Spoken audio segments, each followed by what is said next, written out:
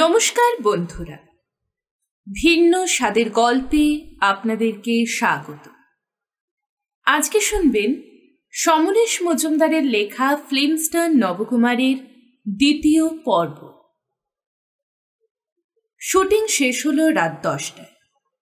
একথা স্বীকার করতেই হবে, রোম্যান্টিক দৃশ্যগুলোয় বন্যা মুখার্জির জুড়ি এই মুহূর্তে বাংলা ছবিতে আর কেউ নেই। আজ এরকম দুটো দৃশ্যে চুটিয়ে অভিনয় করল বন্যা। একবার মনিটরের পর শট দেওয়ার ঠিক আগে বন্যা নিচু গলায় জিজ্ঞাসা করল, কি ব্যাপার, আউট অফ মুড কেন? তাই এইভাবে ডায়লগ থ্রো করলে বাঙালি মেয়েরা পাশপালি স্টোরি হাউতাশ করতে হয়তো পারে, আমি ভুলছি না। তাহলে কিভাবে বললে ভুলবে? বন্যা জবাব দেয়নি।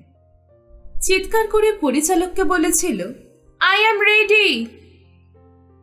প্যাক আপ হওয়া মাত্র বন্যা গটগটিয়ে মেকআপ রুমে চলে যায়। আজ গেল না। ঘাড় বেঁকিয়ে বলল, চামচেগুলোকে ট্রেনিংটা ভালোই দেয়া হচ্ছে, নইলে আমার মুখের ওপর না বলার সাহস পায়।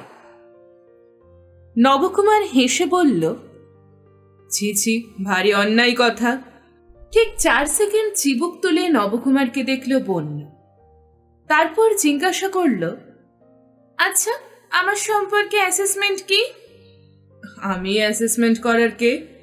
তবে কেউ কেউ ডিপ ফ্রিজের সঙ্গে তুলনা করে, কেন করে জানি না। এমনি ফ্রিজ হলে তবু বুঝতাম। কথা শেষ করার আগেই নবকুমার দেখল গতি আরো বাড়িয়ে বন্যা মুখার্জি চলে গেল তার মেকআপ রুমে। মেকআপ তুলে পিটারের সঙ্গে গাড়ির কাছে আসতেই নন্টে ব্যানার্জি এগিয়ে। এ খুব খেপে গিয়েছে নাকি? নন্টে বাবু, তোমার পিছনে কি ঈশ্বর চোখ দিয়েছেন? না। সামনে কি আছে তাই দেখার জন্য নাকের দুপাশে চোখ দিয়েছেন, অতএব সামনেটাই দেখো। এত রাত্রে বাড়ি যাও নিজে? একটু দেখা করে যাব বলে দাঁড়িয়ে আছি। এক পাত্তর খেয়ে যাবে নাকি? কাল ভোরে শুটিং আছে তো। আছে তাই এক পাত্র বললাম, 1 কিলোমিটারের বেশি হাঁটতে হবে না। তারপর দাদা তুমি পারো, যাবে শুটিংয়ে 10 বার কাট কাট শুনতে হবে, একই সংলাপ রিটেকে বলতে হবে, অথচ এমন ভাবে লং ড্রাইভের কথা বললে যে লোকে শুনলে ভাববে প্রেম করতে যাচ্ছি। ভাবুক, মন্দ নয়, আবার মিথ্যে কথাও নয়। বন্যার সঙ্গে অভিনয় করলে মনে হয় আমি অঙ্ক কষছি, হতশীর সঙ্গে কাজ করার সময় মনে হয় কবিতা পড়ছি। ওঠো। বাড়িতে ফিরে পিটারকে ছুটি দিয়ে দিল নবকুমার, রোজ যেমন দেয়। সনদকে বলল, 40 মিনিট পরে নন্টেবাবুকে বাড়ি পৌঁছে দিতে পারবি তো? নিশ্চয়ই। ড্রাইভার সনদ মাথা নেড়েছিল। ওপরে উঠে ভরতকে হুকুম দিয়ে বাথরুমে ঢুকে গেল নবকুমার। স্নান শেষ করে বারমুডা আর টি শার্ট পরে বসার ঘরে এসে দেখল টেবিল সাজিয়ে বসে আছে নন্টে ব্যানার্জি। কাজু কিশমিশ দিয়ে গিয়েছে ভরত রয়্যাল স্যালুটের বোতলের পাশে। এ কি অমৃতে অরুচি, হাত লাগাওনি কেন? গুরুকে নিবেদন না করে খাওয়াটা পাপ। পাপ? গ্লাসে মদ ঢালল নবকুমার। তারপর 3 টুকরো বরফ দিয়ে এগিয়ে দিল নন্টে ব্যানার্জির দিকে। নন্টে বাবু, পাপ বলতে কি বোঝো? একটা চুমুক দিয়ে জবাবটা দাও। নন্টে ব্যানার্জি স্কচে চুমুক দিয়ে চোখ বন্ধ করল।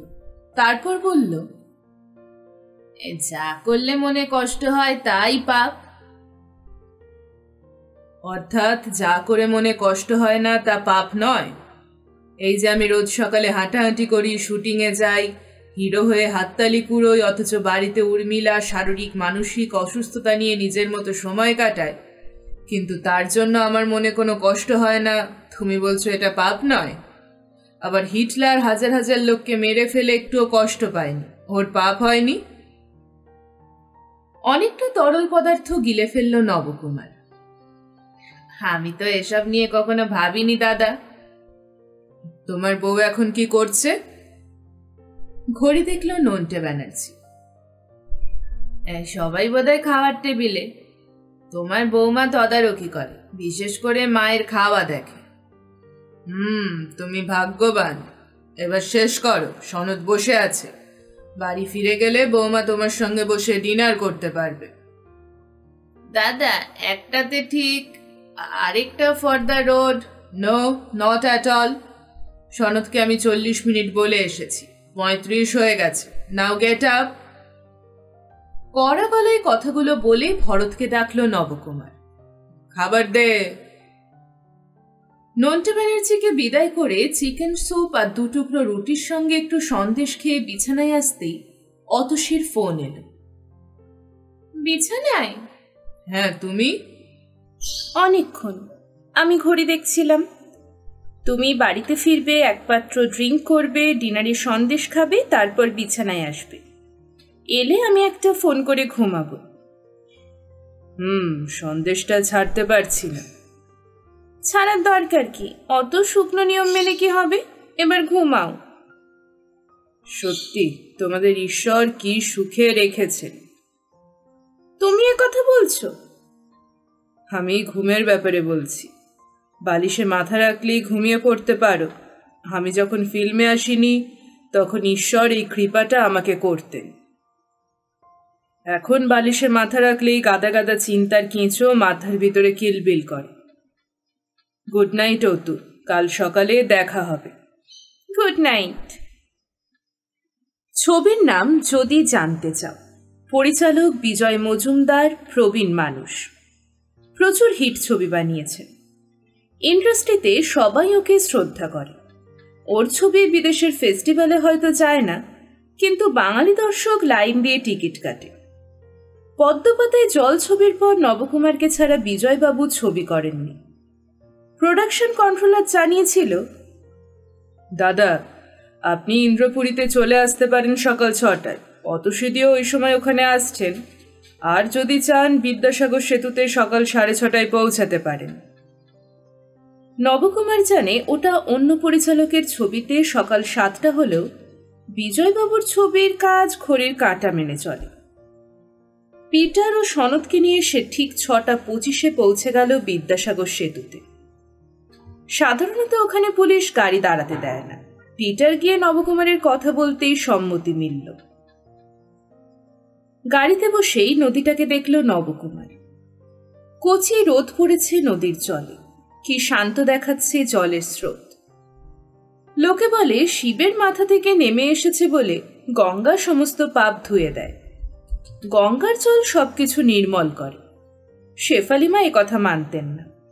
সোনাগাছিতে যে বুড়ো গঙ্গার জল বিক্রি করতে আসতো তাকে বলতেন, ওই পচা গলা মরা ধোয়া জল আমার দরকার নেই। কথাটা মনে আসতেই নবকুমারের খেয়াল হলো অনেকদিন হয়ে গেল মুক্তোর খবর নেওয়া হয়নি। মাসের 1 তারিখে পিটার মুক্ত এবং শেফালি মায়ের নামে মানি অর্ডার পাঠায়। মুক্তরানী দাসী লিখে সই করে কেউ একজন সেই টাকা নেয়। মানুষটা ঠিকঠাক মুক্ত দিদি কিনা তা খোঁজ করা হয়নি। একবার ভেবেছিল পিটারকে বলবে ঠিকানায় গিয়ে খোঁজ নিতে, কিন্তু বলা হয়নি। আজ খারাপ লাগলো, আমরা কত কি ঠিকঠাক করি না। গাড়িগুলো আসতে লাগলো, 3টে গাড়ি আর একটা বাস। কাছে এসে প্রোডাকশন কন্ট্রোলার ইশারা করলে সনদ টোল দিয়ে এগিয়ে চলল। মিনিট 25 পরে একেবারে ফাঁকা মাঠের পাশে গাড়িগুলোকে থামানো হলে নবকুমার দরজা খুলে নিচে নামল। বিজয়বাবু ততক্ষণে নেমে এসেছেন। তার পায়ে হাত দিয়ে প্রণাম করল নবকুমার।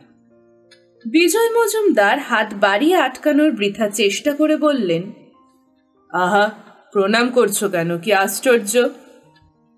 কিছুদিন গ্যাপ পড়েছিল তো। তাতে কি হয়েছে? লোকে বলে পরপর ছবি হিট হয়ে যাওয়ায় তুমি নাকি খুব উদ্ধত, উন্নাসিক হয়ে গিয়েছ। ধরাকে সরা দেখছো, আমি তো কোনো তফাৎ দেখতে পাচ্ছি না। হাসল নবকুমার। লোকের কথায় কান দেবেন না দাদা। দূরে দাঁড়ানো অতসীর দিকে তাকালেন বিজয় মজুমদার। অতসীর চুল নিয়ে ওর হেয়ার ড্রেসার তখন ব্যস্ত। বললেন, জানো, ডিস্ট্রিবিউটার আমার প্রডিউসারকে বলেছে অতসীকে না নিয়ে যদি বন্যাকে নিতাম তাহলে ছবি মারমার করে চলত, আচ্ছা নবকুমার, এ কথা বলার সময় ওরা একবারও ভাবলো না এখনো পর্যন্ত আমি যে 22টা ছবি বানিয়েছি, যার 16টাই হিট হয়েছে আর একটাতেও বন্যা মুখার্জি ছিল না? তোমার সঙ্গে বন্যার অনস্ক্রিন কেমিস্ট্রি নাকি পাবলিক খুব খায়। হতে পারে, তাহলে ছবির পিছনে পরিচালকের কোনো অবদান নেই? একদম বাজে কথা। আমার আর বন্যার 2টো ছবি মোটামুটি চলেছে, যা মাধুবাবুর মতো অ্যাসিস্ট্যান্ট ডিরেক্টর বানিয়েছিলেন। তাছাড়া একই পেয়ারের প্রেমের দৃশ্য দেখতে দর্শকদেরও বিরক্ত হওয়া উচিত। ওকে, চলো শুরু করা যাক। তোমার কাছে অনুরোধ করব, তুমি যদি অতসীকে গাইড করো, একটু বেশি অ্যাটেনশন ছবিতে দাও, তাহলে ও আরো বেশি ইন্সপায়ার্ড হয়ে অভিনয় করতে পারবে। আমি চেষ্টা করব দাদা। দৃশ্যটা ছিল নবকুমার গাড়ি চালাচ্ছে। অতসী ওর পাশে বসে কাঁধে মাথা রেখে চোখ বন্ধ করেছে। নবকুমার বলবে, কি হলো, চুপচাপ কেন? অতসীর সংলাপ উপভোগ করছি। প্রথমে গাড়ির পিছনের সিটে ক্যামেরাম্যান তার সহকারীকে নিয়ে শ্যুট করবে। অতসী যখন গানে লিপ দেবে তার অর্ধেকটা ধরে রাখবে। তারপর গাড়ি থামিয়ে বনেটের ওপর চলে যাবে ক্যামেরাম্যান তার ক্যামেরা নিয়ে। এই গাড়ির সামনের কাঁচ ইচ্ছে করলে খুলে ফেলা যায়। নিজেকে গাড়ির সঙ্গে ভালো করে বেঁধে ক্যামেরাম্যান সামনে থেকে ছবি তুলতে থাকবে। একই সংলাপ এবং গানে লিপ দিতে হবে। চলন্ত গাড়ির বনেটে বসে শ্যুট করার সময় নবকুমারকে গাড়ির গতি নিয়ন্ত্রণে রাখতে হবে। এই পর্যায়ে শুটিংয়ের সময় প্রবীণ পরিচালক বিজয় মজুমদার নবকুমারদের গাড়িতে থাকছেন না, জায়গার অভাব। প্রথম দফার শুটিং শেষ হলে গাড়ি থামিয়ে ক্যামেরাম্যান যখন তার পজিশন বদলে নিচ্ছিল, তখন অতসী বলল, আমার খুব রাগ হয়েছিল। অপরাধ? তুমি সোজা বিদ্যাসাগর সেতুতে চলে আসবে এ কথা আমাকে বলনি কেন? আমি ইন্দ্রপুরীতে গিয়ে তোমাকে খুঁজছি। বললে কি হতো? তুমি আর আমি একসঙ্গে আসতাম। তুমি আসতে টালিগঞ্জ থেকে, আমি পার্ক সার্কাস। একসঙ্গে কি করে আসা সম্ভব হতো? তাহলে ভোর রাতে তোমার ওখানে আমাকে যেতে হতো। একদম না, আমি সোজা বিদ্যাসাগর সেতুতে তোমার জন্য চলে এসে অপেক্ষা করতাম। তোমাকে অনেক আগে দেখতে পেতাম আমি। সরি, কথাটা আমার মনে আসেনি। হাত বাড়ালো নবকুমার, হাত ধরল অতসী। একটা কথা জিজ্ঞেস করব? অবশ্যই। এখন না, শুটিং শেষে। আহা, কি এমন কথা যা এখন বলা যায় না? এখন কাজের সময়, তুমি ডিস্টার্বড হবে। একটা গান ঠিকঠাক টেক করতে পুরো দিনই লেগে গেল। বিজয় মজুমদার খুঁতখুঁতে মানুষ। তিনি যখন সন্তুষ্ট হলেন তখন বিকেল 4টে।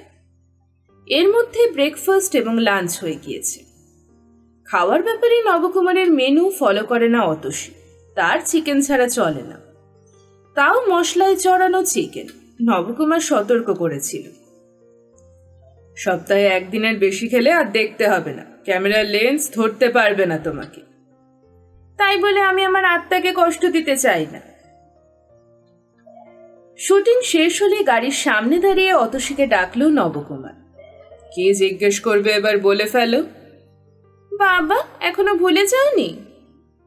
তুমি কিছু প্রশ্ন করতে চাও আর আমি ভুলে যাব? কাল রাত্রে ফোনে বলেছিলে ঘুম সহজে আসে না, মাথার ভিতর চিন্তার কেঁচু কিলবিল করে। কি এইসব চিন্তা? হারানোর চিন্তা। এই যে আমি বাংলা ছবির টপ হিরো, যা চাইছি তাই দিতে বাধ্য হচ্ছে ডিরেক্টর প্রডিউসাররা। কেন দিচ্ছে? পাবলিক চাইছে বলে ওরা দিতে বাধ্য হচ্ছে। কিন্তু যেদিন পাবলিক আমাকে চাইবে না, সেদিন কি হবে? সবাই আমাকে দেখলে অপয়া বলে মুখ ফিরিয়ে নেবে। সেই ভয়ঙ্কর দিনটার কথা মনে এলেই কেঁচোগুলো ছটফটায়। টপ টপ টপ, এই টপে টিকে থাকাটা খুব। মাথা নাড়ল নবকুমার, কথা শেষ করল না। বাড়ি ফিরছিল নবকুমার। সনদ গাড়ি চালাচ্ছে। ওর পাশে পিটার বসে। পিছনের সিটে মাথা হেলিয়ে বসেছিল নবকুমার। আজ তেমন কিছু শারীরিক পরিশ্রম না হওয়া সত্ত্বেও মনে হচ্ছে শরীরে শক্তি নেই। সোজা হয়ে বসল নবকুমার। এটা কি বড় কোনো অসুস্থতার ইঙ্গিত? অসম্ভব। এখন সে কোনো রকম অসুস্থতাকে মেনে নিতে পারে না। অসুস্থ হয়েছে বলে সে শুটিং বাতিল করলে প্রযোজকরা হায় হায় করে উঠবে। কিছু ছবি যার শুটিং এখনো শুরু হয়নি তা কয়েকদিনের মধ্যে ঠিক হাতছাড়া হয়ে যাবে। একজন জনপ্রিয় অভিনেতা আর যাই পারুক অসুস্থতাকে অ্যাফোর্ড করতে পারে না, কিন্তু শরীরটা বেশ ম্যাজ করছে। কপালে হাত ছোঁয়ালো নবকুমার, যেন জ্বর ভাব। ব্যাপারটা কি হলো, কেনই বা হলো? ঠিক তখনই সামনের সিটে বসা পিটারের ফোন শব্দ করে উঠল। নবকুমার বিরক্ত হয়ে বলল, আরে, মোবাইলটাকে ভাইব্রেশন মোডে রাখতে পারো না? কানে যন্ত্রণা দিচ্ছ কেন? Sorry sir. দ্রুত মোবাইলের রিংটোন বন্ধ করে কানে চাপল পিটার। তারপর ফিসফিস করে কথা বলল খানিক। শেষে ফোন বন্ধ করে ফিরে তাকালো। ভরত ফোন করেছিল। ভরত? তার আবার কি দরকার পড়ল? বলল তাড়াতাড়ি বাড়ি ফিরে যেতে। হঠাৎ? বৌদির বোধহয় কোনো অ্যাক্সিডেন্ট হয়েছে। অ্যাক্সিডেন্ট? খুলে বলো। এর বেশি? পিটার অপরাধের গলায় বলল, এর বেশি কোনো কথা হলো না। নবকুমার বলল, সনদ? ড্রাইভার বলল, বুঝতে পেরেছি। ভরতী দরজা খুলেছিল। তার মুখের দিকে তাকিয়ে নবকুমার জিজ্ঞেস করল, কি হয়েছে? উর্মিলা কোথায়? ভরত মুখ নামাল, বিছানায়। আর কথা না বলে দ্রুত উর্মিলার ঘরে চলে গেল নবকুমার। উর্মিলা চিত হয়ে শুয়ে আছে। ওর মাথায় ব্যান্ডেজ। ব্যান্ডেজের একটা পাশে লালচে দাগ, চোখ বন্ধ। উর্মিলার পায়ের কাছে আয়া দাঁড়িয়ে। তার দিকে তাকিয়ে নবকুমার জিজ্ঞাসা করল, এটা কি করে হলো? কাঠ থেকে নামতে গিয়ে পড়ে গিয়েছিলেন, চেয়ারে মাথা ঢুকে যায়।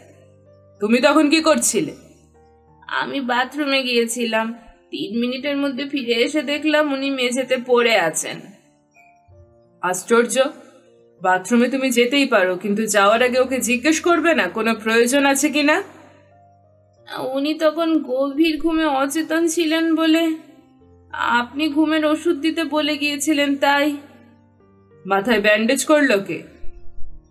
3rd ফ্লোরে ডক্টর সেন থাকেন, ওকে ডেকে এনেছিলাম। টাকা দিয়েছ? ভরত বলল, বলেছিলাম, উনি নিতে রাজি হননি। তোমরা সবাই জানো আমি কোনো অব্লিগেশনে যাই না। এই বাড়ির কোন ফ্ল্যাটে একজন ডক্টর সেন আছেন সেই খবর আমি রাখি না। না, এটা ভালো কথা নয়। তুমি পিটারের কাছ থেকে 1000 টাকা নিয়ে ওই ভদ্রলোককে আজই দিয়ে আসবে। আচ্ছা। ভরত মাথা নাড়ল। ডাক্তার কিছু বলেছেন?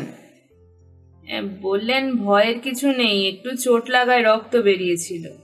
2টো ওষুধ লিখে দিয়েছিলেন, তখনই এনে খাইয়ে দিয়েছি। বলেছেন কোনো সমস্যা হলে যেন ওকে খবর দিই। নবকুমার উর্মিলার দিকে তাকাল, চোখ বন্ধ, ঠোঁট স্থির। হঠাৎ মনে হলো ওই রকম ভাবে শুয়ে সব কথা শুনছে উর্মিলা। এই মনে হওয়াটা যদি সত্যি না হয় তাহলে বুঝতে হবে ঘুমের ওষুধটা খুব জোরালো ছিল। নিজের ঘরের দিকে আসার সময় নবকুমারের মনে হলো তার মাথা একটু ঘুরে গেল, মুখ শুকিয়ে যাচ্ছে। ঘরে ঢুকে সোফায় ধপ করে বসে পড়ল সে। মাথায় যন্ত্রণা শুরু হল।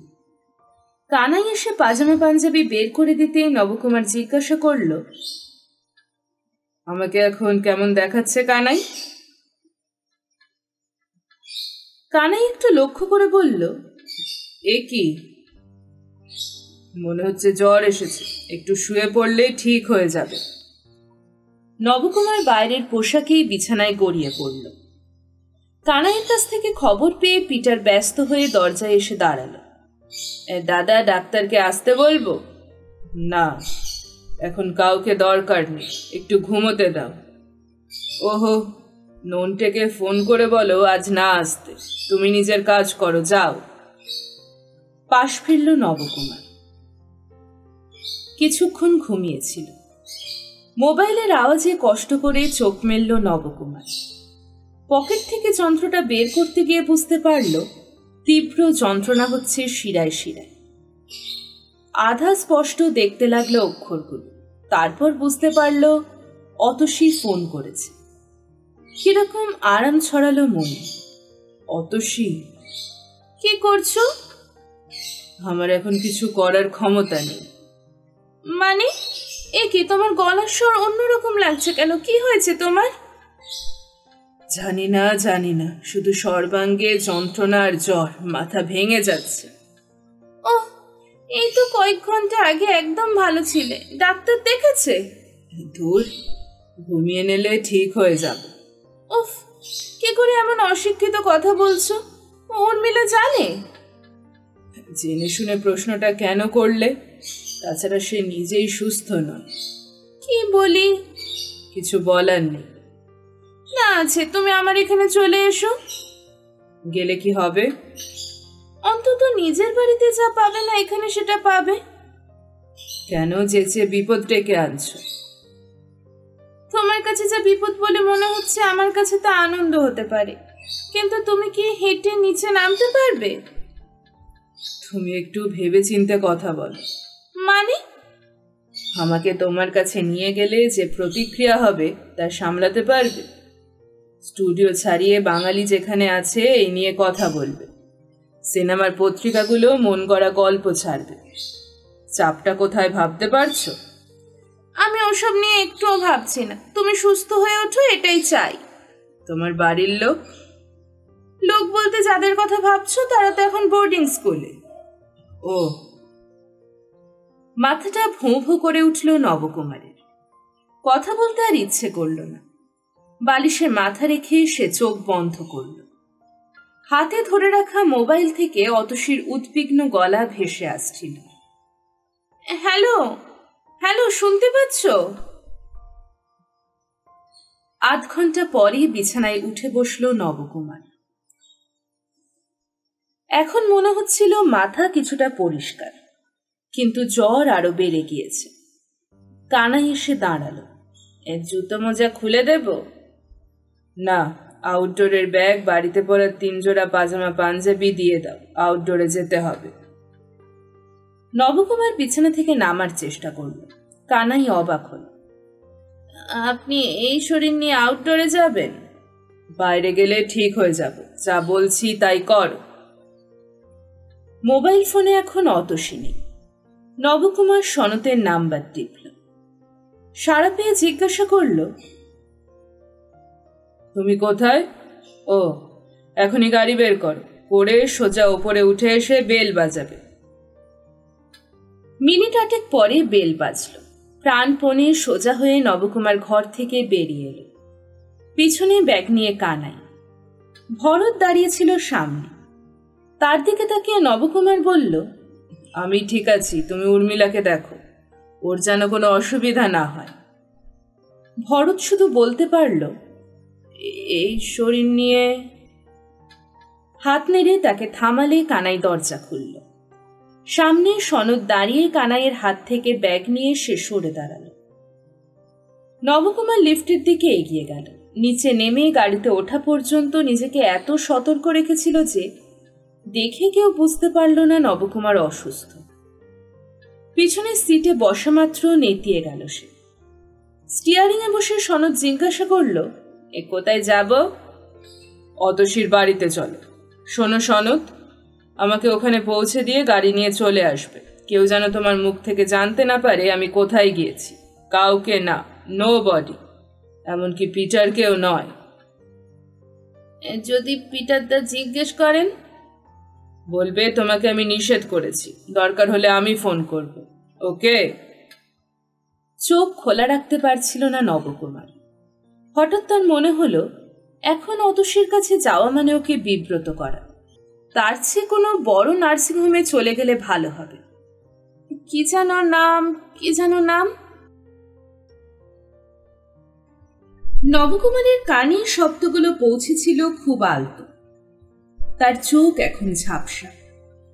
দুজন মানুষ কথা বলছে। একজন বলল, জ্বর কমে যাবে, কিন্তু কোনোভাবেই 2 সপ্তাহের আগে বাইরে যেতে পারবেন না। কোনো ভয় নেই তো? আপনি যদি মনে করেন বাড়িতে রেখে চিকিৎসা করে যাবে না তাহলে? না, নার্সিংহোমে নিয়ে যাওয়ার কোনো দরকার নেই। এখন ওর দরকার সম্পূর্ণ বিশ্রাম, ভালো খাওয়া আর যত্ন। এই 3টে দিলে উনি সুস্থ হয়ে যাবেন। ওষুধগুলো লিখে দিয়েছি, যদি যন্ত্রণা খুব বেড়ে যায় তাহলেই খাওয়াবেন। পুরুষ কণ্ঠটি যে কোনো ডাক্তারের তা বুঝতে পারল নবকুমার। কিছু বলার আগেই আবার ঘুমিয়ে পড়ল সে। যখন চোখ খুলল তখন সে অতসীকে দেখতে পেল। খাটের পাশে একটা ইজি চেয়ারে বসে আছে সে, মাথা হেলানো, চোখ বন্ধ। নবকুমার ক্লান্ত চোখে অতসীকে খানিকক্ষণ দেখল। অতসী চোখ খুলল, তারপর সোজা হয়ে বসে জিজ্ঞাসা করল, ঘুম ভেঙেছে? কেমন লাগছে এখন? নবকুমার হাসার চেষ্টা করল, কিছু বলল না। নিশ্চয়ই খিদে পেয়েছে, আমি আসছি। উঠে দাঁড়ালো অতসী। মাথা নাড়ল নবকুমার। না, খিদে নেই। এখন কটা বাজে? রাত 2:30। একটু দুধ বা কমপ্লেন খাবে? না। আচ্ছা, ডাক্তার এসেছিল? হ্যাঁ, ডাক্তার বলে গেছেন দুশ্চিন্তার কিছু নেই। লোকটা বাংলা সিনেমা দেখে? এ কথা কেন? তাহলে কাল সকালেই টালা থেকে টালিগঞ্জ মুখরোচর খবর পেয়ে যাবে। শুনলে তোমার খারাপ লাগবে? খারাপ লাগবে কেন? ডাক্তার তোমাকে চিনতেই পারেননি। সত্যি? হ্যাঁ, খারাপ লাগছে। নিশ্চয়ই, কিন্তু কি করে বুঝলে লোকটা আমাকে চিনতে পারেনি? প্রেসক্রিপশন লেখার সময় নামও জিজ্ঞেস করেছিলেন।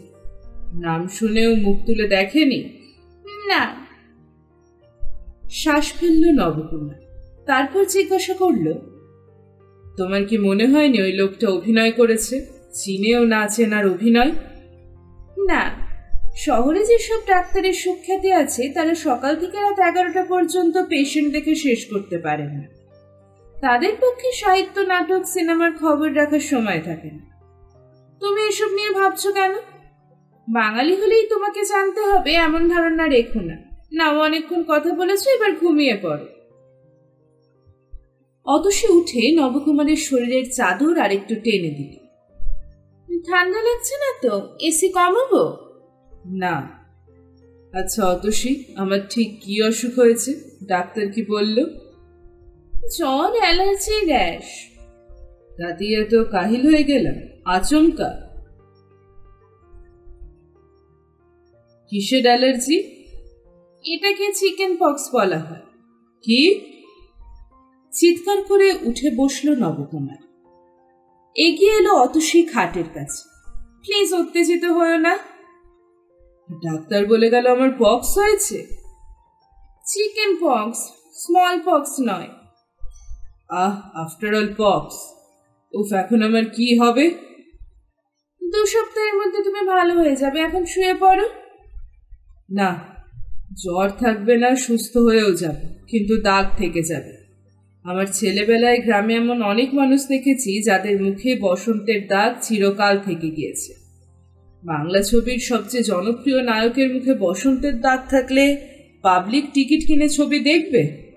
অতসী, একটা ব্যবস্থা করো, একটা কিছু করো। নবকুমারের জ্বর কমল 2 দিন পর। এই 2 দিন প্রায় নাওয়া খাওয়া ভুলে গিয়েছিল অতসী।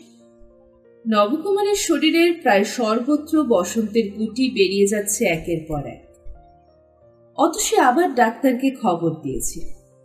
তিনি এসে দেখলেন, বললেন, এই রোগে এটাই স্বাভাবিক ব্যাপার, আপনি উদ্বিগ্ন হচ্ছেন কেন? খারাপ কিছু হয়ে যাবে না তো? খারাপ কিছু মানে? ও, সেটা এদেশে যখন স্মল পক্সে মানুষ আক্রান্ত হতো তখন মাঝে মাঝে ঘটে যেত। এর ক্ষেত্রে কিছুই হবে না, শুধু দাগ থেকে যাবে। এখন তো নানা রকম ট্রিটমেন্ট বেরিয়ে গিয়েছে, সেসব করলে দাগ মিলিয়ে যাবে। ওর প্রফেশনটা কি? হকচকে উঠল অতসী। মানে? উনি কি করেন? হাসবে না কাঁদবে ভেবে পেল না অতসী। শেষে বলল, বিজনেস। তাহলে দাগ থাকলো কি থাকলো না তাতে কি এসে যায়? আমি একটা ক্রিমের নাম লিখে দিচ্ছি, গুটিগুলো যখন শুকোবে তখন যে জ্বালা করবে সেটা কম হবে। গুটিগুলোর ওপর লাগাতে হবে। হ্যাঁ, যখন লাগাবেন তখন হাতে গ্লাভস পরে নেবেন। ওর বিছানার চাদর যেন প্রতিদিন চেঞ্জ করা হয়। যতটা সম্ভব ওকে পরিষ্কার রাখার চেষ্টা করবেন। ডাক্তার চলে গেলে মন শান্ত হলো অতসীর। এই দুদিনে তার দিশেহারা অবস্থা থেকে যেন বেরিয়ে আসতে পারল। গতকাল থেকে মনে হচ্ছিল তার উচিত এখনই পিটারকে ফোন করা। নবকুমারের পক্স হয়েছে এবং সে তার কাছে চলে এসেছে, এই খবরটা জানানো দরকার। উর্মিলাকে জানানোটাও তার কর্তব্য, সেটা পিটার জানিয়ে দিতে পারবে। ওরা যদি মনে করে নবকুমারকে নার্সিংহোমে বড় ডাক্তারের অধীনে ভর্তি করলে ভালো হয়, সেটা অতসী মেনে নিতে বাধ্য। কিন্তু মুশকিল হলো, নবকুমারকে না জানিয়ে খবরটা দেয়া ঠিক হবে না, এটা সে বেশ বুঝতে পারছিল। তাছাড়া এই খবরটা বাইরে বেরিয়ে গেলে মানুষের জিভ যে লকলকিয়ে উঠবে তাতে কোনো সন্দেহ নেই। স্টুডিওতে এটাই আলোচনার বিষয় হবে, সিনেমার পত্রিকাতেও 2 হাত খুলে লিখবে। আজ ডাক্তারের কথা শুনে মনে হলো নবকুমারের যখন তেমন কোনো বিপদ হবে না, তখন পিটারকে একথা জানানোর দরকার নেই। একটু সুস্থ হলে নবকুমার যদি জানাতে চায় তাহলে তখন জানালেই হবে। ডাক্তারের প্রেসক্রাইব করা ক্রিম আর পাতলা গ্লাভস কাজের লোককে দিয়ে আনিয়ে নিল অতসী। চিত হয়ে ঘুমাচ্ছে নবকুমার। ওর কপালে, গালে, গলায় বসন্তের গুটি থাকা সত্ত্বেও দেখে কেমন মায়া এলো মনে। আর ঠিক তখনই মোবাইল বেজে উঠল। বিজয় মজুমদারের নাম ফুটে উঠেছে মোবাইল। অন করল সে। হ্যাঁ দাদা, বলুন। কি ব্যাপার বলো তো? প্রোডাকশন থেকে তোমাকে বা নবকুমারকে ফোনে পাচ্ছে না, কোথায় আছো তোমরা? বাড়ি। আমি আবার কোথায় থাকবো, বাড়িতেই আছি। আপনাদের নায়ক কোথায় আছে তা আমি কি করে বলবো? ও, খুব মুশকিলে পড়ে গেলাম। তুমি কি মোবাইল বন্ধ রেখেছিলে? হ্যাঁ, একটু জ্বর জ্বর লাগছিল, কথা বলতে ভালো লাগছিল না, তাই। ও, এখন কেমন আছো? ভালো। শোনো, নবকে খোঁজার চেষ্টা হচ্ছে, না পেলে ওকে ছাড়া তোমার যেসব সিন আছে তা কাল শুট করব। প্রোডাকশন থেকে ফোন গেলে দয়া করে ধরো, নইলে আমার টেনশন খুব বেড়ে যাবে। কি বলছেন? কেন ধরবো না, নিশ্চয়ই ধরবো। ফোন রেখে অতসী একটু ভাবল, এই অবস্থায় নবকুমারকে বাড়িতে একা রেখে সে কি করে স্টুডিওতে কাজ করতে যাবে? অন্তত 9 ঘন্টার আগে নিশ্চয়ই সে ফিরে আসতে পারবে না। অথচ বিজয় মজুমদারকে সত্যি কথাটা বলা যাবে না। নবকুমার অসুস্থ, তার পক্স হয়েছে, একথা জানালে আর দেখতে হবে না। অতসীর মনে হলো ডাক্তারের কথা শোনা ঠিক হয় না। নবকুমারকে নার্সিংহোমে ভর্তি করিয়ে পিটারকে খবরটা দিয়ে দিলেই ভালো হতো। এই সময় নবকুমার নড়ে উঠল। তার মুখ থেকে যন্ত্রণা জড়ানোর শব্দ বের হল। উফ, মাগো, খুব কষ্ট হচ্ছে? অতসী ঝুঁকে জিজ্ঞাসা করল। চোখ খুলল নবকুমার। অতসীর দিকে তাকিয়ে থাকলো খানি, তারপর মাথা নাড়ল। একটু অস্বস্তিকর ব্যাপার। দাঁড়াও। অতসী 2 হাতে গ্লাভস পরে নিল। ফিনফিনে গ্লাভসের উপর থেকে চামড়ার আভাস পাওয়া যাচ্ছিল। ক্রিমের টিউব থেকে খানিকটা আঙুলে নিয়ে সে নবকুমারের শরীরের পাশে গিয়ে গুটিগুলোর উপর আলতো করে বুলিয়ে দিতে লাগল।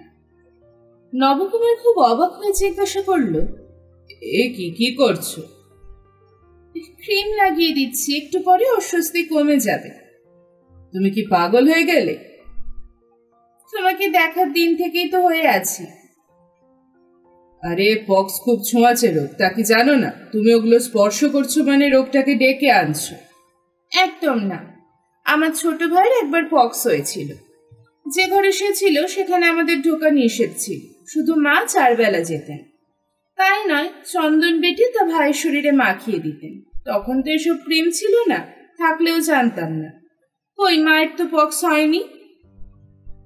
ওর ভাগ্য ভালো ছিল হয়তো, কিন্তু আমার ভাগ্য যে খারাপ হবে তা তুমি কি করে জানছো? নবকুমার চোখ বন্ধ করল। অতসী বলল, একটু উঠে বসতে পারবে?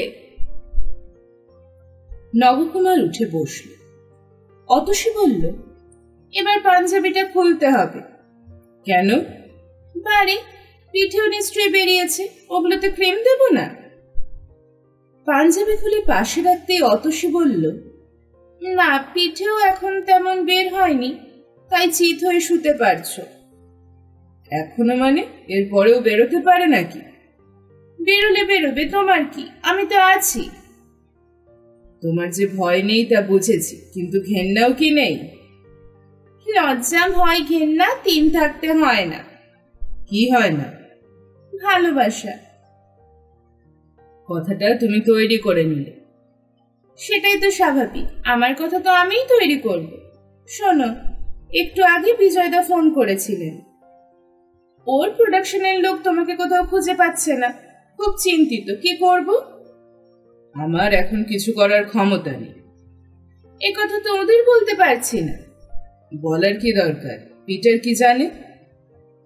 কিছুই তো বলিনি, তুমি তো নিষেধ করেছিলে। কিন্তু তোমার কাছে পিটারের ফোন কেন এলো না বুঝতে পারছি না। সে কি করে জানবে তুমি এখানে আছো? তোমার ড্রাইভার যদি বলে থাকে তাহলে আলাদা কথা। না, সনদ বলবে না। আর কথা বলতে ভালো লাগছে না, এখন একটু শুয়ে পড়ি, আলোটা নিভিয়ে দাও। দাঁড়াও, 2 মিনিট অপেক্ষা করো, কিছু খেয়ে তবে ঘুমোবে। আমার এখন খেতে ইচ্ছে করছে না। ইস, এমন করে কথাটা বললে যেন তোমার বয়স 6 কি 7। ঘুমোবে না, আমি এক্ষুনি আসছি। তড়িঘড়ি বিছানা থেকে নেমে গেল অতসী। ফিরে এলো 5 মিনিটের মধ্যে। চিকেন স্যুপ আর সন্দেশ খাইয়ে দিল নবকুমারকে। জল খেয়ে নবকুমার টয়লেটে গেল। তৎক্ষণাৎ বিছানার চাদর পাল্টে দিল অতসী। নবকুমার ধীরে ধীরে ফিরে এসে বিছানায় বসে বলল, তুমি এখনই ডেটল জলে স্নান করে নেবে। ঠিক আছে। বিছানায় শুয়ে নবকুমার বলল, এখন একটু ভালো লাগছে? অতসী? হ্যাঁ, বলো। পিটার যদি ফোন করে তাহলে তাকে জিজ্ঞেস করো তো উর্মিলা এখন কেমন আছে। উর্মিলার কিছু হয়েছিল? বিছানা থেকে পড়ে গিয়েছিল, অ্যাক্সিডেন্ট। সে কি? ভয়ের কিছু নেই ডাক্তার বলেছিল, তবু। ঠিক আছে, পিটার যদি ফোন না করে তাহলে আমি কি ফোন করে উর্মিলার কথা জিজ্ঞাসা করব? সারা এলো না দেখে আর একটু অপেক্ষা করলো অতসী। এত তাড়াতাড়ি কোনো মানুষ কি করে ঘুমিয়ে পড়তে পারে কে জানে। পিটারের ফোন এলো পরদিন সকালে। স্নান সেরে বাথরুম থেকে বেরিয়ে আয়নার সামনে দাঁড়িয়েছিল অতসী। আজকাল শুটিংয়ে সে প্যান্ট আর টপ পরে যায়। শুটিংয়ে ড্রেসার যা পরতে বলে তা সহজে পরা যায়। ফোন বাজতেই সে যন্ত্রটা তুলে পিটারের নাম দেখতে পেল। একবার ভাবলো কথা বলবে না। যদি পিটার বলে উর্মিলা খুব অসুস্থ, নবকুমারকে দেখতে চায়, তাহলে সে কি করে মিথ্যে বলবে? তখন তাকে বলতেই হবে নবকুমার তার কাছে অসুস্থ অবস্থায় রয়েছে। খবরটা পেয়ে নবকুমারের শরীর নিয়েও নিজের বউকে দেখতে যদি চলে যায়, তাহলে সমস্ত পৃথিবী তার দিকে তাকিয়ে ঠাট্টার হাসি হাসবে। ফোনটা বেজে বেজে থেমে যেতেই হাঁপ ছেড়ে বাঁচল অতসী। কিন্তু মিনিট খানিক যেতেই ওটা আবার বাজতে লাগলো। চোয়াল শক্ত করে মোবাইল অন করে অতসী বলল, হ্যালো ম্যাডাম, আমি পিটার বলছি। বলুন। আমরা খুব সমস্যায় পড়েছি, কয়েকদিন হলো দাদাকে পাওয়া যাচ্ছে না। আমি সব জায়গায় খোঁজ নিয়েছি। উনি ড্রাইভারকে বলে গিয়েছেন যে আউটডোরে যাচ্ছেন, কিন্তু আমি যা জানি এখন কোনো ছবির আউটডোর ছিল না। এদিকে সব ছবির প্রডিউসার পরিচালকরা আমার মাথা খারাপ করে দিচ্ছেন। পরপর শুটিং ক্যান্সেল করতে হচ্ছে। আমি কাউকে বলতে পারছি না যে দাদা কোথায় গিয়েছে। আপনি আমাকে ফোন করেছেন কেন? না মানে দাদা যদি আপনাকে ফোন করে থাকেন। না, উনি আমাকে ফোন করেননি। ও, আমি যে কি করি, ওর যদি কিছু হয়ে থাকে, মানে যদি ওকে কিডন্যাপ করা হয়ে থাকে, বুঝতে পারছি না পুলিশের কাছে যাব কিনা। কিডন্যাপ করা হলে তারা এতক্ষণে টাকা চেয়ে ফোন করত। আমার মনে হয় এখনই পুলিশকে জানানো আপনার দাদা পছন্দ করবেন না। আরো কয়েকটা দিন দেখুন। দাদার ফোন বন্ধ, এটা কখনো হয় না। আউটডোরে গেলে কেন ফোন বন্ধ থাকবে? আর এখন তো কোনো আউটডোর নেই। ওর স্ত্রী কেমন আছে? এখন ভালো, মানে কদিন আগে খাট থেকে পড়ে গিয়ে যে আঘাত পেয়েছিলেন সেটা ঠিক হয়ে গিয়েছে। উনি তো ঘর থেকে খুব একটা বাইরে বের হন না। ঠিক আছে পিটার, আমি খবর পেলে জানাবো। শুটিং এর জন্য তৈরি হয়ে নবকুমারের সঙ্গে দেখা করতে ঢুকলো অতসী। নবকুমারের চেহারা এখন আরো বেশি বীভৎস দেখাচ্ছে। হাত এবং গলায় আরো কিছু গুটি বেরিয়েছে। অতসী বলল, টিভি খুলে দিলে দেখতে পারবে? হাতের পাশে রিমোট আছে, দেখতে ইচ্ছে করছে না। আমি বিকেলে বাড়ি ফিরে আবার মলম লাগিয়ে দেব। বিকেলে বাড়ি ফিরে মানে কোথাও যাচ্ছ? হ্যাঁ, বিজয়দা খুব ধরেছেন, আজকে শুট করতে চান। প্লিজ কয়েকটা ঘন্টা একটু একা থাকো। তুমি ওকে বলে দাও এখন কাজ করতে পারবে না। শোনো, তুমি যেটা পারো তা কি আমি পারি? এরকম কথা বললে আর কোনো ডিরেক্টর আমাকে কাস্ট করবেন না। যা ইচ্ছা তাই করো। মুখ ফেরালো নবকুমার। আমি তোমার সব খাবার টেবিলে রেখে গেলাম, কিন্তু বিজয়দাকে বলেছি লাঞ্চের সময় 1 ঘন্টা ছেড়ে দিতে। তখন বাড়ি ফিরে তোমাকে খাইয়ে আবার ফিরে যাব। মাথা নাড়ল নবকুমার, চোখ বন্ধ তার। সবার শুনে শুয়েছিল। ও হ্যাঁ, একটা ভালো খবর আছে। কি খবর? উর্মিলা এখন ভালো আছে। তুমি কি করে জানলে? তোমার খোঁজে পিটার ফোন করেছিল, তার মুখে শুনলাম। পড়ে যাওয়ার ধকল সামলে নিয়েছে সে। তুমি নিশ্চিন্ত তো? পিটারকে বলেছ আমি এখানে আছি? তুমি অনুমতি না দিলে বলি কি করে? বলো বলো, আমি যে হাঁপিয়ে উঠেছি। দরজা বন্ধ করে বাইরে এসে ঠোঁট কামড়ে কয়েক সেকেন্ড দাঁড়িয়ে নিজেকে সামলালো অতসী। না, সে চোখের জল কিছুতেই ফেলবে না। সারাটা দিন একা, একদম একা। এসি চলছে নিঃশব্দে। বাইরের কোনো শব্দ এই ঘরে ঢোকার সুযোগ পায় না। হাতের পাশে টিভির রিমোট পড়ে থাকলেও ছুঁয়েও দেখতে ইচ্ছে করে না। বিছানায় চিত হয়ে শুয়ে ছাদের নিচটা দেখতে দেখতে নবকুমারের মনে হলো, ছাদের ওই নিচ অংশটাকে ঠিক কি বলা হয় তা তার জানা হয়নি। শুধু তাই না, আজ পর্যন্ত কখনোই এতক্ষণ ধরে ছাদের নিচটা, যা আবার ঘরের মেঝের উপর বলা যায়, চেয়ে দেখেনি। দেখার দরকারও পড়েনি। এখন বেলা 11:30। অতসী চলে গিয়েছে অনেকক্ষণ। যাওয়ার আগে সারাদিন ধরে তার যা যা দরকার হতে পারে তা সাজিয়ে রেখে গিয়েছে যত্ন করে। কিন্তু তাকে একা রেখে যেতে পারল তো? একটা কোনো বাহানা দেখিয়ে ছুটি নিলে কি করতো বিজয় মজুমদার? ছবি থেকে ওকে বাদ দিয়ে দিত? এই যে কোনো খবর না দিয়ে নবকুমার শুটিংয়ে যাচ্ছে না, হিম্মত আছে নবকুমারকে বাদ দেওয়ার? অতসী তো নতুন ছবি করছে না। নবকুমার এই লাইনে আসার অনেক আগে অতসী প্রথম কিশোরী চরিত্রে অভিনয় করেছে। অবশ্য তারপরে পড়াশোনা এবং বিয়ের জন্য অভিনয় ছেড়ে দিতে বাধ্য হয়েছিল। নবকুমারের পদ্মপাতায় জলের পরে আবার অতসী সিনেমায় ফিরে আসে। এই 4 বছরে ও যদি ভিজে নেতা হয়ে থাকে, তাহলে সেই নেতার জল কোনো কালেই শুকোবে না। পক্সের গুটিগুলো কুটকুট করছে, অস্বস্তি হচ্ছে খুব। ওই ক্রিম লাগালে এখন আরাম হতো। কে লাগিয়ে দেবে? এই ঘরে অতসীর কাজের লোকজন ঢোকেন। ছেলেবেলায় সে দেখেছিল গ্রামে কারোর পক্স হলে তাকে আলাদা ঘরে মশারির মধ্যে শুইয়ে রাখা হতো। একমাত্র মা বা স্ত্রী সেই ঘরে দেখাশোনা করতে যেত। প্রতিবারই ঘর থেকে বেরিয়ে এসে শাড়ি জামা বদলে ফেলত তারা। পক্স বড় ছোঁয়াচে অসুখ। সতর্ক না হলে একজনের ছোঁয়ায় বাড়ির সবাই আক্রান্ত হতে পারে, তা ছেলেবেলায় শুনেছে। অবশ্য যার একবার পক্স হয়ে গিয়েছিল সে বুক ফুলিয়ে বলতো তার আর হবে না। নবকুমারের কখনো হয়নি, এই বয়সে এসে হলো। এই হওয়াটা যদি তার জীবনে সর্বনাশ ডেকে আনে, যদি তার মুখে কুৎসিত ছাপ রেখে যায়। তবু এখন স্মল পক্স হয় না। স্মল পক্স তো কাউকে অন্ধ করে দিয়ে গিয়েছে বলেও শুনেছে নবকুমার। কিন্তু তার মুখ বিকৃত দেখালে কোনো পরিচালক ছবিতে কাস্ট করবেন না। সত্যজিৎ রায়ের অশনি সংকেতের একটা চরিত্রে দারুণ অভিনয় করেছিলেন এক নবাগত অভিনেতা, যার মুখে বসন্তের ভয়াবহ ক্ষতচিহ্ন ছিল।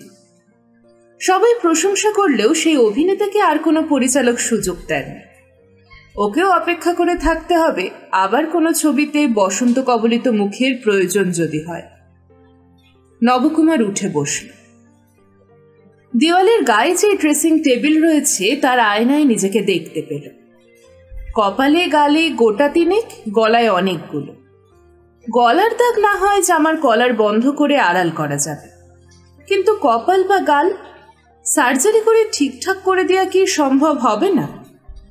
অ্যাক্সিডেন্টে তুবড়ে যাওয়া মুখ যখন প্লাস্টিক সার্জারি করে স্বাভাবিক করা যায়, তাহলে এই দাগগুলো কোনো সমস্যাই নয়। কিন্তু ভালো লাগছে। নবকুমারের মাথায় আচমকা ভাবনাটা এলো, হয়তো অতসীরও আর ভালো লাগছে না।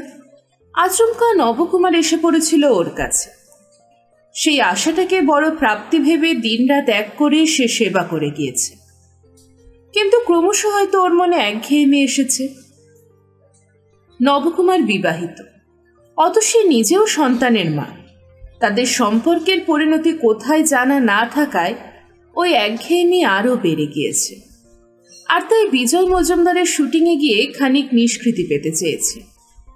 মনে অভিমান জমলেও নবকুমার জানে এটা মেনে নেওয়া ছাড়া তার কাছে আর কোনো পথ খোলা নেই। কিন্তু কেন নেই? এতগুলো ছবি যার শুটিং চলছে, শুটিং শুরু হবে, তার প্রডিউসার পরিচালকরা নিশ্চয়ই পিটারকে প্রতিনিয়ত প্রশ্ন করে যাচ্ছেন। আর তাদের কাছ থেকে খবর পেয়ে সিনেমা পত্রিকাগুলো নায়ক নিরুদ্দেশ কোচের গল্প বানাচ্ছে। শুধু সিনেমার পত্রিকা কেন, এখন তো দৈনিক সংবাদপত্রের একটা পাতা সিনেমার জন্য বরাদ্দ থাকে। সেখানে কি ইতিমধ্যে ছাপা হয়নি নবকুমার কোথায়? বেচারা পিটার, না, ওকে অন্ধকারে রেখে আসা উচিত হয়নি। বরং জানিয়ে এলে ও গল্প বানিয়ে সবাইকে শান্ত রাখতে পারত। অর্ধেক দিন তো কেটেই গিয়েছে, হার তো মাত্র কয়েকটা দিন। নবকুমারের মনে নতুন অস্বস্তি শুরু হলো। শেষ পর্যন্ত সে হাত বাড়িয়ে বালিশের পাশে পড়ে থাকা মোবাইল টেনে নিয়ে বোতাম টিপল। কয়েক সেকেন্ডের মধ্যে যন্ত্রটা চালু হয়ে গেলে নবকুমার পিটারের নাম্বার টিপল। না, কোনো শব্দ নেই। একটু বাদে যান্ত্রিক গলা শুনতে পেল, সংযোগ করা যাচ্ছে না। দ্বিতীয়বারেও একই কথা শোনার পর মোবাইলটা বিছানার একপাশে ছুঁড়ে ফেলে দিল নবকুমার। উর্মিলা। বিয়ের পরপর যে উর্মিলা সে এইসব খুব বিশ্বাস করত, হয়তো এখনো করে। বলতো, এই যে লাইনটা পেলে না তা ভগবান চাইছেন না বলেই পেলে না। হয়তো এখনো লাইন পেলে তোমার কোনো ক্ষতি হয়ে যেত, ভগবান তা থেকে তোমাকে বাঁচিয়ে দিলেন। হাসি পেল নবকুমারের। এই পৃথিবীতে উর্মিলার মতো প্রচুর মানুষ আছেন যারা সুযোগ পেলেই ভগবানের ওপর দায় চাপিয়ে দিয়ে চোখ বন্ধ করে বসে থাকেন। হঠাৎ মোবাইল এত জোরে বেজে উঠল যে একটু চমকে গিয়েছিল নবকুমার। কোনো রকমে যন্ত্রটা তুলে অন করে কানে চাপতেই পিটারের গলা শুনতে পেল। দাদা, আমি পিটার বলছি। তুমি কোথায়? আমি লিফটে ছিলাম দাদা। আপনি? আপনার জন্য ভয়ঙ্কর দুশ্চিন্তায় আছি। সবাই আপনার কথা জিজ্ঞেস করছে, কিন্তু আমি তেমন জবাব দিতে পারছি না। কি জবাব দিচ্ছ? সনদ যা বলতে বলেছে আপনি আউটডোরে গিয়েছেন, কিন্তু কোন ছবির আউটডোর কোথায় সেটা বলতে না পারায় সবাই অবিশ্বাস করছে। তাই? হ্যাঁ, এর মধ্যে আপনার বাবা ফোন করেছিলেন। বাবা? হ্যাঁ, আপনাকে পাওয়া যাচ্ছে না এই খবরটা উনি কাগজে পড়েছিলেন। তোমার ফোন নাম্বার উনি পেলেন কি করে? বৌদির অপারেশনের সময় যখন এসেছিলেন তখন আমার নাম্বার নিয়েছিলেন, তবে এই প্রথম ফোন করলেন। তুমি কি বললে? ওই একই কথা, আপনি বলে গিয়েছেন আউটডোরে গিয়েছেন। ও, কিন্তু মনে হয় উনিও কথাটা বিশ্বাস করেননি। কেন মনে হচ্ছে? আমাকে জিজ্ঞেস করলেন আপনি এর আগে এরকম আউটডোরে গিয়েছিলেন কিনা, যার সম্পর্কে আমি কিছুই জানি না। পিটার, তোমাকে একটা কাজ করতে হবে। বলুন দাদা। আজকেই খোঁজ নাও কোনো নামকরা নার্সিংহোম পক্সের পেশেন্টদের কেবিন দেয় কিনা। ঠিক আছে। তুমি কি এ ব্যাপারে কিছু জানো? না দাদা, তবে বেলেঘাটায় আইডি হসপিটালে। পিটার, তোমার কি মনে হয় বেলেঘাটের হাসপাতালে আমার পক্ষে থাকা সম্ভব না উচিত? পাবলিক কিভাবে নেবে? দাদা, আপনি কি বলছেন? আপনার পক্স হয়েছে নাকি? হ্যাঁ, একা দাঁড়িয়ে কথা বলছো না আশেপাশে কেউ আছে? না না, একাই কথা বলছি দাদা। তাহলে আপনি এখন কোথায়? রানীর প্রাসাদে। কোথায় তোমার জানার দরকার নেই। ঘন্টা আড়াইয়ের মধ্যে খবরটা আমার চাই, পিটার। ফোন রেখে দিয়ে শ্বাস নিল সে। এটুকু কথা বলতে সে হাঁপিয়ে উঠেছে। ঘুমিয়ে পড়েছিল নবকুমার। মোবাইলটা বোধহয় বাজছিল। কানে তার শব্দ খুব ক্ষীণভাবে পৌঁছেছিল। হাত বাড়িয়ে যন্ত্রটা তুলতেই নবকুমারের নজর পাশের টেবিলের ওপর পড়ল।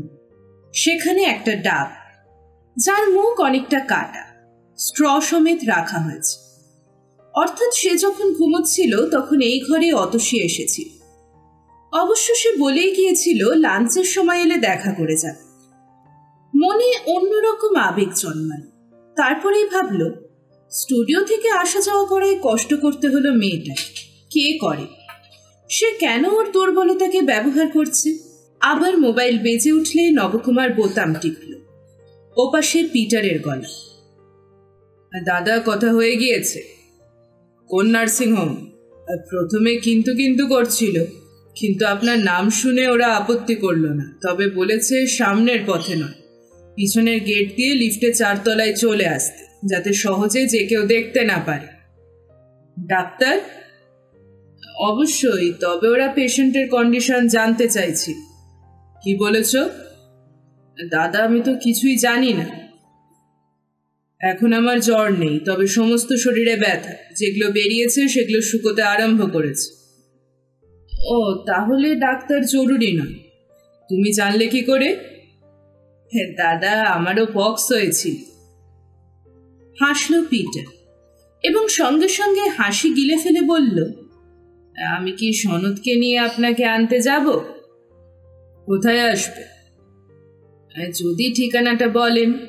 দরকার নেই, আমি নিজেই ওই নার্সিংহোমের পিছনের গেটে চলে যাচ্ছি। তুমি ওখানে আমার জন্য অপেক্ষা করবে। রওনা হওয়ার আগে তোমাকে ফোন করব। রাখছি।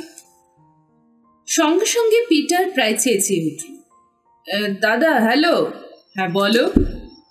আপনি একা আসবেন কি করে? সঙ্গে গাড়ি আছে। এই অসুস্থ শরীরে একা আসতে পারবেন? ওটা আমাকে ভাবতে দাও। তুমি শুধু খেয়াল রেখো আমার নার্সিংহোমে যাওয়ার খবরটা ফাঁস হয়ে গিয়েছে কিনা। ফটোগ্রাফাররা আমার এই চেহারার ছবি তুলুক, তা আমি একদম চাই না। ঠিক আছে দাদা। লাইন কেটে দিল নবকুমার। পেছনের মাঝখানে বসে সে স্থির করল মোবাইলে উবার বা ওলা ট্যাক্সি ডেকে নিয়ে ওই বাড়ির দরজা থেকে উঠে বসলে নার্সিংহোমে সে পৌঁছে যেতে পারে। কিন্তু পিছনের গেটে কিভাবে পৌঁছাবে তা পিটারের কাছে জেনে নিতে হবে। ট্যাক্সির ড্রাইভার যদি বুঝতে পারে তার পক্স হয়েছে, তাহলে আপত্তি করতে পারে। সেক্ষেত্রে একটা চাদরে ঊর্ধ্বাঙ্গ মুখ সমেত জড়িয়ে সন্ধ্যের পর নামাটাই বুদ্ধিমানের কাজ হবে। জিজ্ঞাসা করলে বলবে, খুব জ্বর এসেছে ভাই, তাই নার্সিংহোমে যাচ্ছি। এইরকম ভাবার পর মনে একটু স্বস্তি এল। অতসীকে চাপের মধ্যে না রেখে নার্সিংহোমে যাওয়াই তার উচিত। আচ্ছা, এই ভাবনাটা আগে কেন তার মাথায় আসেনি? পিটারকে নিয়ে সে বাড়ি থেকে বেরিয়ে অতসীর এখানে না এসে সোজা নার্সিংহোমে চলে গেলে তো কারোরই অনুগ্রহই নিতে হতো না, কাউকে চাপেও ফেলতে হতো না। কিন্তু অসুস্থ হওয়ার মুখে মনে হয়েছিল একমাত্র অতসীর কাছে গেলে সে নিরাপদে সুস্থ হয়ে উঠবে। মনের মধ্যে এমন একটা আবেগ ছড়িয়ে গিয়েছিল যে আর কিছু ভাবতেই চায়নি সে। ওরকম সময় যার কথা মনে আসে এবং তার কাছে পৌঁছালে যে নির্ভরতা পাওয়া যায়, তার কাছে পৃথিবীর সবকিছু ম্যারম্যারে হয়ে যায়। এই সত্যিটাকে অস্বীকার করার কোনো জায়গা নেই। কিন্তু আবার এটাও তো সত্যি, প্রাথমিক আবেগ কেটে যাওয়ার পর নিজেকে বোঝা মনে হতেই পারে।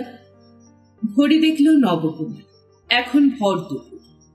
সন্ধ্যের আগে বেরোনো যাবে না। যাওয়ার আগে অতসীকে একটা চিঠি লিখে যেতে হবে। ও যাতে কিছু মনে না করে তা বুঝিয়ে লিখতে হবে। বাথরুম থেকে ঘুরে এসে হটবক্স খুলে দেখল ভাত আর মুরগির পাতলা ঝোল আলাদা বাটিতে রাখা আছে। অন্য একটা পাত্রে ছানা ছিল খানিকটা, তাই খেয়ে নিল নবকুমার। ভাত খেতে ইচ্ছে করল না। জল খাওয়ার পর মনে হলো পেট বেশ ভরে গিয়েছে। অনেকটা সময় রয়েছে বুঝে বিছানায় শরীর এলিয়ে দিল সে, আর দিতেই ঘুম জড়িয়ে ধরল তাকে। অন্ধকার কুয়ো থেকে ধীরে ধীরে নবকুমারকে ওপরে তুলে নিয়ে এলো মোবাইলের রিংটোন। ধর্মরিয়ে হাত বাড়িয়ে যন্ত্রটাকে খুঁজে পেয়ে চালু করল সে। হ্যালো দাদা, সর্বনাশ হয়ে গিয়েছে। কি হয়েছে? নার্সিংহোমের সাংবাদিক ফটোগ্রাফাররা ভিড় করে আছে, ওরা জানতে পেরেছে আপনি পিছনের গেট দিয়ে ঢুকবেন, সেখানেও আছে ওরা। এই অবস্থায় এই নার্সিংহোমে এলে ওরা আপনার ছবি তুলবেই। ও, অন্য নার্সিংহোমের সঙ্গে কথা বলো। ঠিক আছে, আমি দেখছি। মোবাইল বিছানার উপর রাখতেই অতসীর গলা কানে। কিছু হয়েছে? চমকে মুখ ফিরিয়ে দেখল নবকুমার। ঘরের আরেক পাশের চেয়ারে অতসী বসে আছে। সে অবাক হয়ে জিজ্ঞাসা করল, তুমি কখন এসেছো? মিনিট 20 আগে। তুমি তো এখানে আসার পরে মোবাইল ব্যবহার করনি, হঠাৎ? আমাকে নিয়ে বাইরে খুব আলোচনা হচ্ছে বুঝেই। সেটা তো খুবই স্বাভাবিক। পিটার নিশ্চয়ই? হ্যাঁ, ওর কাছে শুনলাম। তাই নার্সিংহোমের খোঁজ করছিলে? তুমি কথাটা আমাকে বললেই পারতে। অতসী উঠে দাঁড়ান। ভাত খাওনি দেখলাম, কিছু খাবে? নবকুমারের মনে হলো এই অতসীকে সে চেনে না। এখন দেখে মনে হচ্ছে ওর মুখটাকেও অচেনা মনে হচ্ছে। অতসী তার দিকে তাকিয়ে আছে। নবকুমার মাথা নাড়ল। এখনো খিদে নেই। ও, তাহলে আমি নার্সিংহোমের সঙ্গে কথা বলি? তুমি আমাকে ভুল বুঝছো অতসী। একটুও না। তুমি তো এখন ক্রাইসিস পিরিয়ড পেরিয়ে এসেছো, ওগুলো শুকিয়ে আসছে। মরা ছাল শুকিয়ে গেলে ঝরে পড়বে যখন তুমি সম্পূর্ণ সুস্থ হয়ে যাবে। এই সময় তুমি স্বচ্ছন্দে নার্সিংহোমে থাকতে পারো। সেখানে থাকলে অনেকগুলো সমস্যার সমাধান হয়ে যাবে। তুমি আমাকে চলে যেতে বলছো? আমি বলিনি, তোমার ইচ্ছেটাকে মেনে নিচ্ছি। শোনো, এতদিন তো ঘরের বাইরে যাইনি। তোমাকে নিয়ে এত ব্যস্ত ছিলাম যে কখন সময়টা চলে গিয়েছে বুঝতেই পারিনি। বাইরের লোকজন কি বলছে তা কানে আসেনি। কিন্তু আজ স্টুডিওতে গিয়ে বুঝলাম সবাই তোমার জন্য উদ্বিগ্ন। কেউ তোমার খবর পাচ্ছে না, কোথায় আছো, কিডন্যাপড হয়েছো কিনা, এইসব কথা মুখে মুখে ঘুরছে। একজন তো আমাকে জিজ্ঞাসা করলো তুমি নতুন কোনো মেয়ের প্রেমে পড়েছো, এমন খবর আমার কাছে আছে কিনা। বুঝলাম অভিনেতা যখন স্টার হয়ে যান তখন তিনি পাবলিক প্রপার্টি হয়ে যান, মানুষ তাকে নিজের লোক ভেবে নেয়। এরকম একজনকে নিজের ভেবে ঘরে আটকে রাখা তো ঠিক নয়। কিন্তু নব, তুমি পিটারকে বলার আগে যদি কথাটা আমাকে জানাতে তাহলে বুঝতাম বন্ধু মনে করো। আমি লজ্জিত অতসী।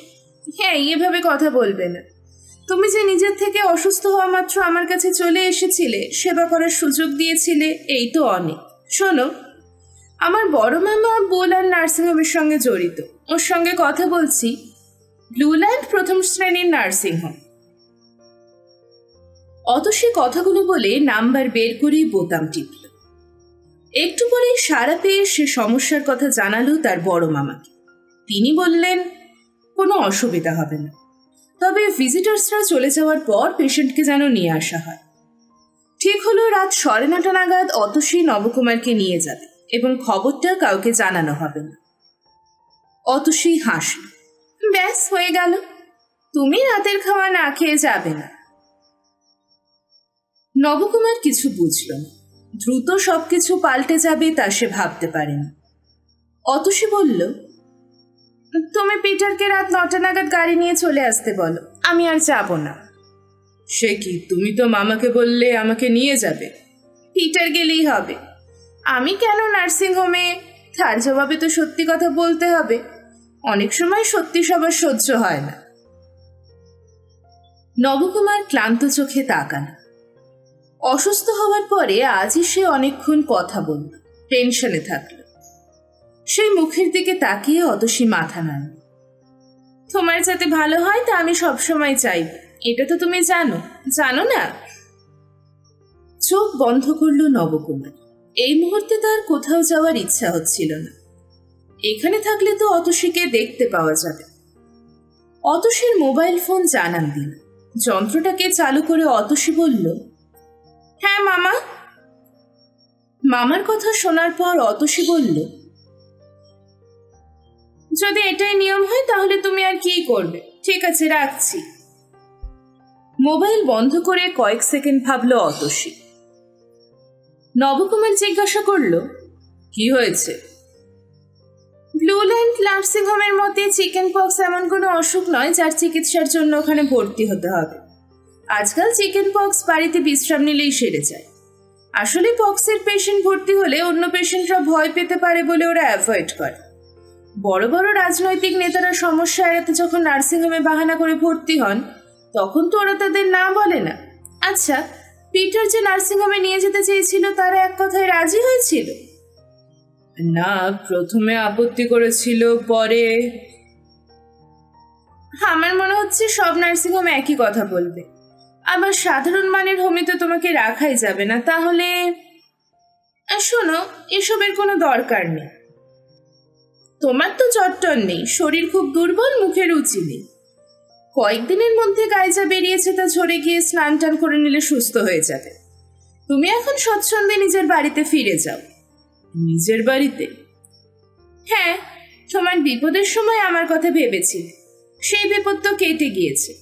এখন তোমার দরকার বিশ্রাম আর ঠিকঠাক খাওয়া দাওয়া। পিটার বাড়ির কাজের লোকদের দিয়ে সেটা করিয়ে নিতে পারবে। তাতে যদি কোনো অসুবিধা মনে হয় তাহলে সেন্টার থেকে আয়া আনা যেতে পারে। এতে কি লাভ হবে? পাবলিক জানবে তোমার পক্স হয়েছিল, তুমি বাড়িতেই আছো। ডিস্টার্ব হবে বলে কাউকে খবরটা জানানো হয়নি। কৌতূহলের আগুনে জল পড়বে। আর আমার সঙ্গে তোমার তো কথা হবে। তুমি পিটারকে ফোন করে 8টা নাগাদ গাড়ি আনতে বলো। মাথা থেকে বুক অব্দি অতসীর দেয়া শালে মুড়ে গাড়ির পিছনে ধীরে ধীরে উঠে বসল নবকুমার। অতসীর কাছে আসার সময় যা যা সঙ্গে এনেছিল তা ডিকিতে রেখে দিল পিটার। অতসী নামেন, দরজায় দাঁড়িয়ে বলেছিল, পৌঁছে একটা ফোন করো। অতসীর বাড়ির বাইরে পা দিয়ে গাড়িতে উঠে বসার পর নবকুমারের মনে হলো সে এখন স্বাধীন। এই কয়েকদিন অতসী যা বলেছে তাই শুনতে হয়েছে তাকে। এখন সে যা বলবে তাই সবাইকে শুনতে হবে। পিটার বসেছিল সনতের পাশে। পিটার পিছন দিকে না তাকিয়ে বলল, একটু ভুল হয়ে গেল দাদা। যেমন? আমাদের উচিত ছিল 11টা নাগাদ বের হওয়া। কারণ আপনি অসুস্থ, নার্সিংহোমে ভর্তি হবেন, এই খবরটা তো সব রিপোর্টাররা জেনে গিয়েছে। ওই নার্সিংহোম থেকেই ফাঁস করে দিয়েছিল। আর তারপর থেকে কয়েকজন ক্যামেরাম্যান আমাদের বাড়ির সামনে ওত পেতে বসে আছে। ওদের ধারণা আপনি বাড়ি থেকেই নার্সিংহোমে যাবেন আর তখন আপনার ছবি তুলে নেবে। মনে হয় রাত 11টার পর আর ওদের ধৈর্য থাকবে না।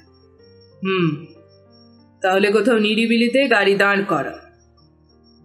সনদ একটা পার্কের পাশে গাড়ি দাঁড় করালে পিটার বলল, ও হ্যাঁ, আজ আপনার বাবা ফোন করেছিলেন। কি বললেন? তখনও আপনার সঙ্গে কথা হয়নি, তাই বলতে হয়েছিল খবর পেলেই জানাব। ওর সঙ্গে কথা বলবেন? পিছন থেকে গাড়ির ড্যাশবোর্ডের ঘড়ি দেখা যাচ্ছিল। এখন রাত 8:17। পৌঁছাতে রাত 12:30 বেজে যাবে। থাক, একটা রাত নিয়ম বিরুদ্ধ কিছু করলে মহাভারত অশুদ্ধ হবে না। নবকুমার চাদর মুড়ি দেওয়া অবস্থাতেই বলল, গাড়ি ঘুরিয়ে নাও, কত তেল আছে? সনদ বলল, এই ট্যাঙ্ক ভর্তি আছে। বাহ, গুড। তুমি তো আমার বাবার বাড়ির রাস্তা চেনো। হ্যাঁ। পিটার, সনদকে সাহায্য করো, আমার খুব ঘুম পাচ্ছে।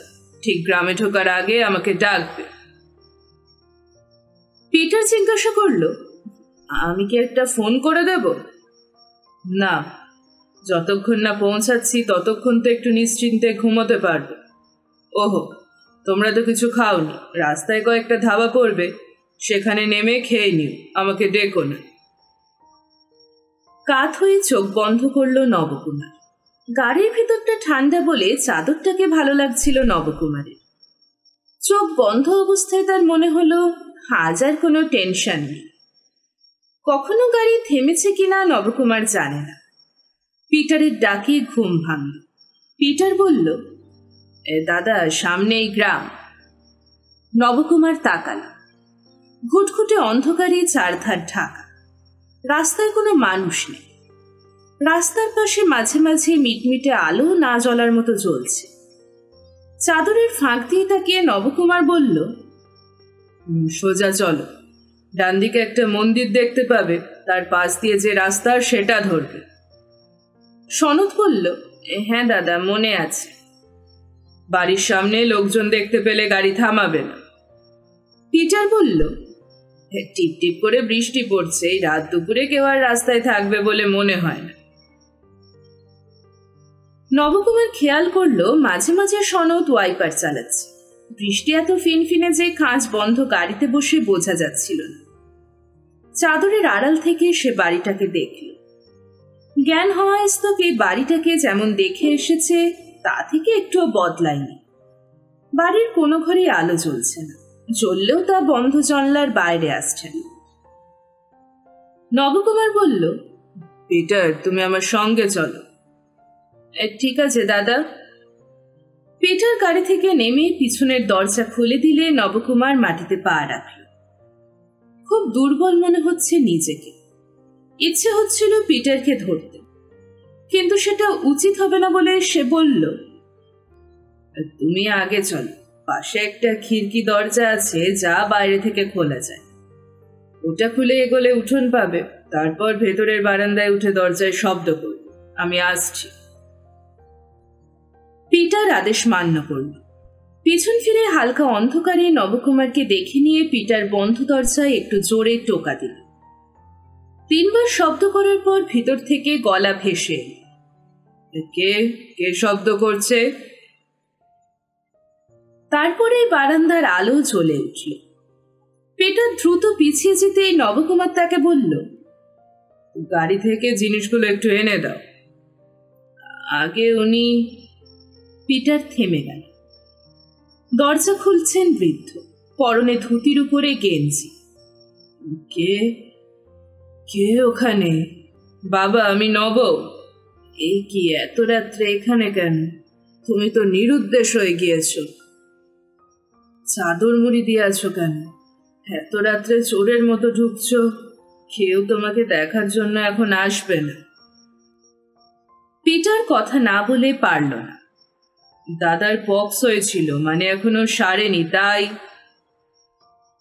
পক্স মানে বসন্ত। অত ঢাকাঢুকি দিয়ে থাকলে শরীর তো আরো খারাপ লাগবে। বৃদ্ধ ঘরের ভিতর চলে গেলেন। তারপর ওপাশের একটা দরজা খুলে বললেন, এই ঘরে তুমি এককালে থাকতে, এখানেই থাকো। তোমার জিনিসপত্র কোথায়? সঙ্গে এনেছো নাকি দিতে হবে? পিটার তাড়াতাড়ি বলল, আছে, এখনই গাড়ি থেকে নিয়ে আসছি। পিটার চোখের আড়ালে চলে গেলে বৃদ্ধ বললেন, আশা করি খেয়ে এসেছো। না এলে সকালের আগে কোনো ব্যবস্থা হবে না। যাও, শুয়ে পড়ো। ওরা জিনিসপত্র দিয়ে গেলে দরজা বন্ধ করে দিয়ে। বৃদ্ধ দরজা থেকে সরে বারান্দা দিয়ে হেঁটে আগের দরজায় চলে এলেন। নবকুমার তার বাল্য কৈশোরের ঘরের দিকে এগোচ্ছিল। বৃদ্ধ জিজ্ঞাসা করলেন, তোমার সঙ্গে কজন আছেন? 2 জন।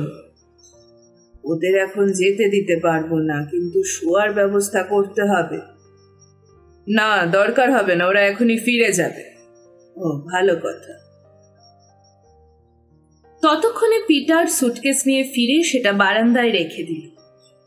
নবকুমার বলল, সাবধানে ফিরে যেও, কাল সকালে ফোন করব। আপনার কি ফোন বন্ধ করা আছে? কেন? তারপরে খেয়াল হলো গাড়িতে ঘুমানোর আগে ফোন বন্ধ করেছিল নবকুমার। সে বলল, হ্যাঁ। তাহলে আমরা যাচ্ছি, যদি এত রাতে কেউ গাড়িটাকে দেখে তো। হ্যাঁ, যাও। পিটার চলে যাওয়ার পর বৃদ্ধ জিজ্ঞাসা করলেন, তুমি কি এই বাড়িতে আত্মগোপন করে থাকতে এসেছো? জানাজানি হলে মানুষ ভিড় করতে পারে, কলকাতায় খবর পৌঁছে যাবে। কি দরকার? দরজায় দাঁড়িয়ে নবকুমার বলল, তাহলে তোমাকে যে কোথাও খুঁজে পাওয়া যাচ্ছিল না তার কারণ এটাই? বসন্ত হয়েছে বলে কোথাও লুকিয়েছিলে, বাড়িতেও জানাওনি। লোকেই অসুখটাকে নিয়ে গল্প তৈরি করত। তা যেখানে লুকিয়েছিলে তারা তোমাকে আর থাকতে দিল না কেন? বোঝা হয়ে গিয়েছিলে? না, নিজেই চলে এলাম। বাহ, শুনে খুব খুশি হলো। যাও শুয়ে পড়ো। আমার নতুন রান্নার দিদি আসে সকাল 6টায়। তাকে বলে দেব যাতে তোমার কথা 5 জনকে বলে না বেড়ায়। শুকনো ছাল উঠছে, এবার উঠবে। তাহলে তো বেশি দিন থাকতে হবে না তোমাকে। অবশ্য হাসপাতালে কেউ চিরকাল বাস করতে যায় না, শুয়ে পড়ে। বৃদ্ধ তার দরজা বন্ধ করল। এতক্ষণ শুনছিলেন সমরেশ মজুমদারের লেখা ফিল্মস্টার নবকুমারের 2য় পর্ব। উপন্যাসটি আপনাদের কেমন লাগছে অবশ্যই জানাবেন কমেন্ট বক্সে। আর এখনো আমার চ্যানেলটিকে সাবস্ক্রাইব করে না থাকলে এক্ষুনি চ্যানেলটিকে সাবস্ক্রাইব করে নিন।